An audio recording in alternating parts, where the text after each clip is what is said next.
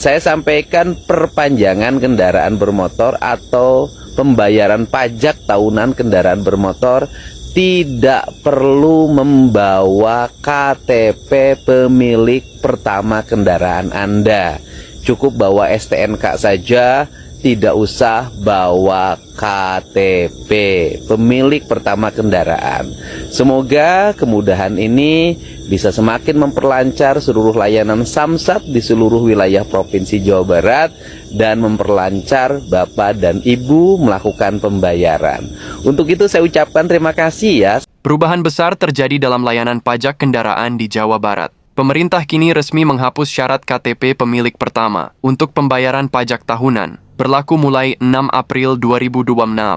Kebijakan ini menjadi solusi nyata bagi ribuan warga, khususnya warga Jabar, yang selama ini terhambat saat ingin membayar pajak, khususnya pemilik kendaraan bekas. Cukup dengan STNK dan KTP pemilik saat ini, proses pembayaran sudah bisa dilakukan tanpa perlu repot.